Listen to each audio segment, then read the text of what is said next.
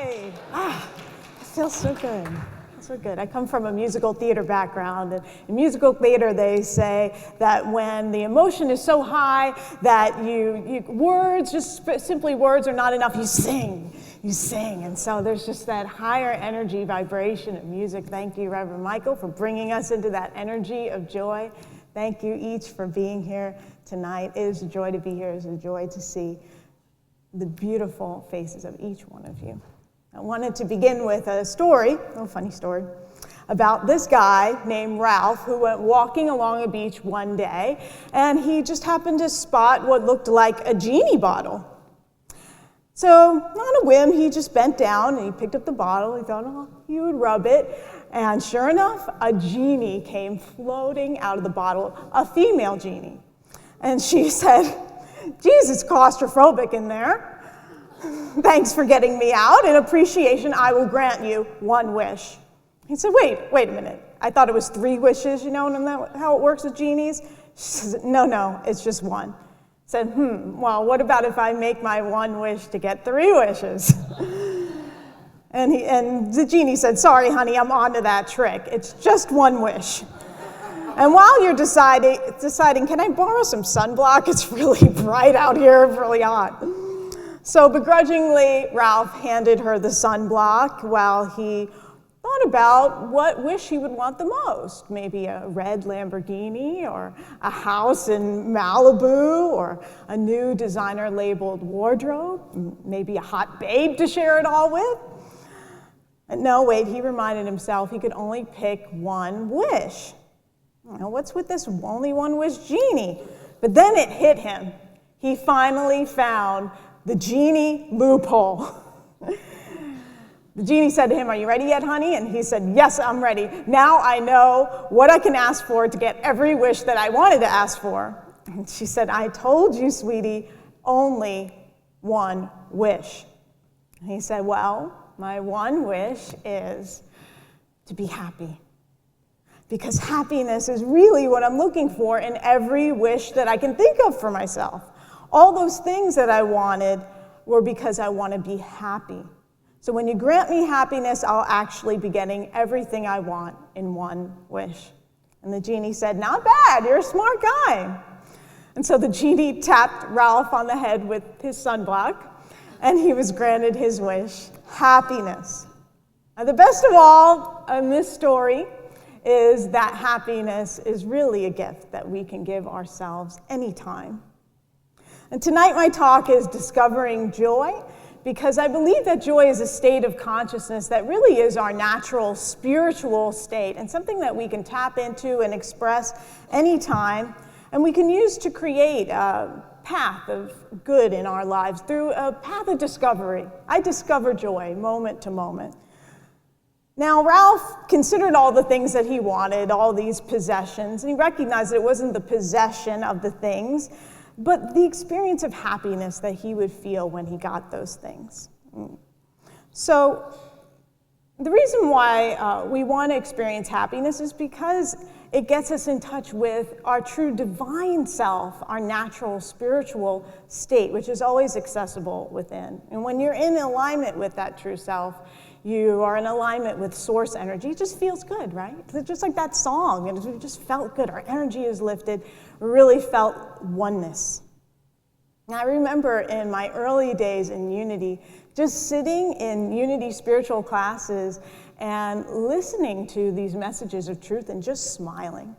I was just happy. You ever have that experience of just feeling just happy, just hearing the truth of myself as, divine, as perfect and free and whole and well, joyful.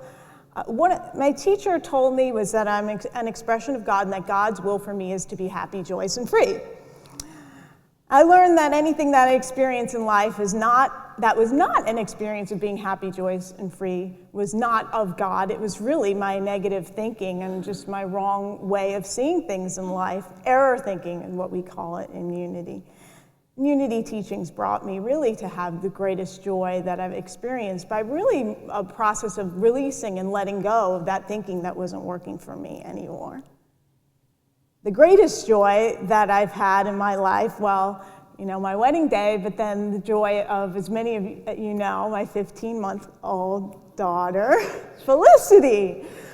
And we gave her this name, Felicity. If you know, Felicity means happiness, it means joy, because we just wanted her to know throughout her life that joy is her natural state, that joy is a choice, happiness is a choice, and that it was always hers. And I also held the intention that she would be a person who would bring joy to others and remind others of their joy. And I think she lives up to that. If you saw her on Volunteer Appreciation Sunday, she was all over the dance floor dancing with everybody, and at our Easter extravaganza, she just brings so much joy. And her joy is just really present. It's really present. And I think that what's really cool about babies and why we feel drawn to children, young children and babies, is that their energy is just so free. They don't have that kind of baggage and history and pain and judgments that we tend to accrue over time. They're just truly in the moment. And their sweetness, their innocence just brings us joy because it can serve to remind us of our own innocence and sweetness, doesn't it? So you may be thinking, innocence and sweetness? I don't know about that. I think that's long gone. If you knew what I've been through, what I've seen, I don't think you'd be calling me sweet and innocent. And we can be so forgiving of children, right? Children, when they do something that they're not supposed to do. Like Felicity, one of the things that she does, and I've said no a million times, and she doesn't care, she loves to play in the dog bowl. So whenever she knows I'm occupied a little bit, and she can kind of get in there in the kitchen when I don't see her, she's in the dog bowl splashing around, pouring the water on the floor, and I say, no, it doesn't matter. Her desire for the joy of playing in the water is greater than her concern about my disapproval of the whole thing. And I easily forgive her because I see her innocence, right? I mean, she's not doing it for any malicious intent. She just wants the joy of playing in the water. So my question for you is, are you willing to see the innocence in yourself for the things you've done so that you can really be free and know your joy again? Know your joy. And when I talk about innocence, I don't mean naivete. I don't mean like what we think of as children just don't know. I mean really being free of guilt, letting go the blame, the shame, the guilt, and knowing your own innocence. Now, my dog, he's also one of my great teachers. When something gets to him, when something bothers him, another dog barks at him, or Felicity hits at him or something, he just shakes it off. He shakes it off. He lets it go. He goes on, and he's panting and happy again. He claims his own innocence. And it can be so much more difficult to forgive ourselves as adults because we should on ourselves, right? Should have done this, should have done that, should have known better. But if we did know better, we would have done better. A Course in Miracles talks about seeing this forgiveness, forgiving ourselves and seeing our innocence. And it says, God does not forgive because he never condemned. The blameless cannot blame, and those who have accepted their innocence see nothing to forgive. Yet innocence is the means by which I will recognize my innocence. Forgiveness is the means by which I will recognize my innocence. So if you want to know happiness and joy, it is time to forgive yourself, to let yourself off the hook. Because really what we do is we put ourselves in a resistance to this natural state of joy. So it's really a letting go to be in joy, as opposed to kind of trying to put joy on top of everything else. So whatever disappointments, whatever heartbreaks, mistakes, failures you may have had, I can count many for myself. Release your guilt and declare yourself innocent. Recognize that you really didn't know better and be at peace. Now, we only really ever see our side of the story, our part of the picture. And in God's mind, God sees everything. God's mind knows all the details. And so I invite you now, let's just take a moment to go into our hearts. I invite you to close your eyes. Just take a deep breath. I invite you to repeat after me. I release myself from any blame. I release myself from any blame. I see my innocence. I see my innocence. I know myself as the love of God. I know myself as the love of God. I am at peace. I am at peace. Breathe that in. Just letting go, knowing our own inner joy. Just letting that state just bubble up, arise, and return. So turning to this space, and we know that so much of our true state of joy is really that releasing resistance, seeing ourselves in the way that we are held in the mind of God, happy, joyous, and free. Jesus taught about this in Matthew 18, 1 through 5. His disciples went to him and they asked him, "Who is the greatest in the kingdom of heaven?" And he called to him. He saw a child there with them, and he called the child forward. And he said to them, "Truly I tell you, unless you change and become like children, you will never enter the kingdom of heaven. Whoever becomes humble like this child is the greatest in the kingdom of heaven. Whoever welcomes one such child in my name welcomes me." Now, I looked this passage up in the New Interpreter Study Bible, and it says that the disciples here were wanting to know about true greatness. For them, true greatness in that time was wealth, power, and status. That could be your 3 wishes. That could be anyone's 3 wishes: wealth, power, and status. Now, a child in those times was excluded from adult male society. They were considered powerless, without economic resources, vulnerable, submissive. They were even thought of as being unpredictable. You have children, you know about that. Unpredictable. They were not considered great at all. To me, this passage is saying that the kingdom of heaven is not reached once you have wealth, power, and status, even though the world tells you that. Jesus said, "My kingdom is not of this earth." When we experience the kingdom of heaven consciousness, that joyous state, we return to that childlike state of wonder, of awe, of peace, wonder in just living. Like to Felicity, it's just the world is hers, you know? She's not thinking like this is mine, that's yours, and then she's just kind of thinks she owns everything. You know, and it's just that oneness, that's just that feeling of oneness with everything. Just getting back to that natural state. One saying I love concerning joy is, if you want to have a life you love the life you have. There's joy to discover everywhere in your life, but how often, and I know I do, you just focus on the things that need to be fixed, the things we think that aren't working. Just setting an intention to make a joyful day will help you see things you don't ordinarily see. I have this intention for Felicity to have joy in her life every day, and it may be like a very high, maybe I'm working on letting go of some of that perfect mom stuff, but to discover joy, I want her to discover joy, and sometimes it's just this, peekaboo, peekaboo. It's just making you guys laugh too, work for you. Just creating joy in the moment. And last night I was looking for joy, I was just seeking joy, and I just noticed on my drive home that the Houston sky had these beautiful streams of like pink and the sunset, and it was so glorious. I thought if I hadn't thought to notice that, I would have been looking at the cars and the traffic and the signs, but it just brought me joy, just seeing that, the beauty of nature. Or even tasting a delicious meal. How often do we really savor our meals? Or are we watching TV or looking at our cell phone or doing something else? And there's a spiritual practice that I love of savoring food, which is to taste the food and see if you could taste the sunlight in the food. See if you could taste the dirt, the earth, in the taste of the food.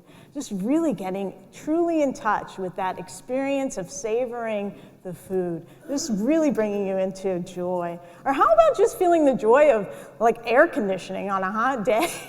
We take it for granted so much, and yet we have it, just pretty much everywhere we go here in Houston. It's so necessary.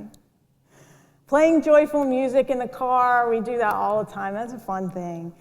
One CD that I really love to listen to, well, besides music CDs, is The Power of Joy by Christiane Northrup. That CD always gets my energy up, gets me into a joyful state. Another classic statement that reflects whether or not we're in a state of joy is this: wherever you go, there you are. Wherever you go, there you are. Because we think, well, okay, and I get the promotion, or I get the raise, or I get the house or the car, whatever it is, then I'll be happy. But if we haven't shifted our consciousness, the happiness is just fleeting. We're just still that grumpy person going on vacation, finding problems with the waiter, finding problems with the flight, finding problems with everything. When we get in touch with our happiness and set that intention for joy, then we realize happiness, not just in those special occasions, but in all of life. It's a discovery process. You know, you might as well love your life because you created it, right? And we're powerful creators. We're co-creating our experience with the divine, right? And so you made all the choices leading up to this point. So if you disapprove of your life, this is something that realization I came to, you're really disapproving of yourself. You're disapproving of yourself because you're the one who created it, right? So I want to approve of myself, approve of my choices, approve of my life. And that's an act of discovering joy and of loving yourself, really loving your life, and just really setting that intention into finding that love, that joy. It's funny that when I think back on my past, I just see like the trials and the difficulties. So funny, like I just can see like all the problems, things I want to work on. And when I look at photos of myself of the past, I'm so happy. So was I happy or was I having problems? Like, what's going on here? I was trying to understand this. I just couldn't understand why the negative experiencers were always standing out in my mind when I know I had so much joy and happiness and peace in my life. And so I discovered something interesting in neuroscience. The work of this neuropsychologist, his name is Dr. Rick Hanson. He wrote several books, and his newest book is called Hardwiring Happiness, The New Brain Science of Contentment, Calm, and Confidence. He explains that as part of our evolution as a species, our brain developed a negativity bias. He calls it our Stone Age bias, because in the time of our Stone Age ancestors, it was more important to survive than to be happy. It was more important to run away from the lion than to just celebrate together or whatever. Our brains became so wired to remember the things that cause us pain so we could avoid them and survive in the future. He said our brain is like Velcro for bad and Teflon for good. So we have this Stone Age brain in the 21st century. I mean, what's that about? And it brought us to the top of the food chain, but this negativity bias, we realize, is detrimental to us now. It's detrimental to our health and our experiences. However, Dr. Hanson explains that there is good news concerning how your brain functions. He says, your brain is constantly changing its structure based on what you think and feel. Scientists call this experience-dependent neuroplasticity. Neuroplasticity, say that. Neuroplasticity is a cool word, right? When you take in the good, you take charge of this structure-building process, he says. And we get this idea of neuroplasticity in Unity because that's the basis of our spiritual practice of denials and affirmations. Using meditation, we know that meditation changes our consciousness, it changes our brains, it changes us physically, spiritually, on all levels. It allows us to inform our limited ego-based thinking through spirit, changing our thoughts and feelings, and therefore changing our life. And the Unity teaching for this is called the law of mind action. Thoughts and feelings held in mind tend to produce more thoughts and feelings of the same kind. So what we focus on in mind increases in mind. So we really want to focus on joy and make the choice for joy. Unity co-founder Charles Fillmore explained this problem about holding negativity. He referred to the story of Jesus walking on the water and Peter not. When Peter tried to walk on the water to meet Jesus, he went down in a sea of doubt. He saw too much wetness in the water. He saw the negative side of the proposition, and it weakened his demonstration. If you want to demonstrate, never consider the negative side. We think we need to protect ourselves by, going through with all the negative aspects, but Charles Fillmore is saying, don't even bother with that. Just really focus on the positive and the good of life. The first step out of negativity that we teach in Unity is to first notice the fear. What is the fear? Name it. Know what it is. We call this process denials, and so denial is not being in denial, but it's a process of releasing any power that we've given to that thought. And so a basic example would be, let's say I stopped myself from signing up for a class because I was afraid I would fail the class. Even though I wanted to take it, I was afraid I would fail. So my denial would be, the fear of failure has no power over me. Fear of failure has no power over me. Let's say that together. Fear of failure has no power over me. And then the affirmation, let's say, would be, I am a divine success. Say that together. I am a divine success. And so there's that process of releasing, naming the fear, releasing any power we give to it, and affirming the truth. Do you notice a shift in the energy around that? Use that. That one's yours. You can keep it.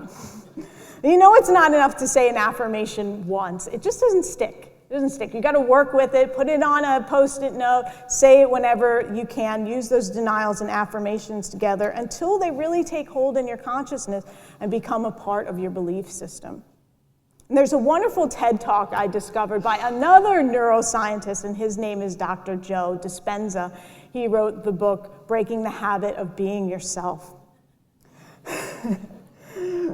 This kind of thought of thinking, this negative bias thinking, right? Being yourself. He goes into great detail about how thoughts and feelings actually change the neuronal patterns in our brains. When we repeat thoughts and feelings of joy or compassion, it actually creates new patterns in the brain. He shows a video of the synapses, and they're separating from the negative and coming together in the positive. Is really cool, so check that out if you can. But it takes repetition and dedication. It's just not a one-time deal. Once it's done, the old patterns of depression and sadness actually fall away, scientifically proven. Depression and sadness replaced by these thoughts of positive and joy and peace and love. I just love when science backs up spirituality, don't you? We've known about this for a long time in Unity and spiritual teachings, and it's just great when it's discovered to be true. Now, you might be thinking, well, you can't teach an old dog new tricks. I don't even bother trying to teach my 11-year-old dog any new tricks. He's kind of stuck in his ways. But it's amazing what's amazing about neuroplasticity. Neuroplasticity is our ability to change the wiring of our brains with different thought and movement patterns, is that it's a quality that stays with us for our whole lifetime. It's never too late to change your thought patterns and therefore improve your life. This is definitely a divine design built into us to be able to shift into a positive bias in our thinking. Dr. Hansen teaches that one way to train your brain for happiness is to do what he calls take in the good. And he shares this story from the Native American tradition about a grandma who was asked, how did you become so happy and so wise, so joyful? She explained that there are two wolves of the heart, love and hate. Everything depended on which wolf she fed every day. So if we want to grow in love and peace and joy, we've got to feed that wolf of love, that peace and joy within us. We want to become more joyful by repeatedly choosing that experience of joy, rewiring our brains, and really getting ourselves in alignment with spirit in that way. So I invite you to take on this practice of take in the good this week. So the next time you have a joyful experience, the process is just first really notice, like, this is a joyful experience, whatever it happens to be, even if it's something just really simple, like eating breakfast. Notice it and just acknowledge it and just really take a time to absorb it. Like, this is a positive, is a good experience. Really taking that in and noticing it and just really feeling it. And the advanced step to that is to take that positive experience and link it to a negative one so that you can experience true healing through this discovery of joy. That's the practice that Dr. Hansen gives. As you continue to do this, I know that you will recognize the joy that is the true natural state of your being, and you will even more greatly know your oneness with the divine. And I'd love to end with a couple of affirmations. Let's say this together. Joy is my natural state of being. Joy is my natural state of being. I am free. I am free. And so it is. God bless you.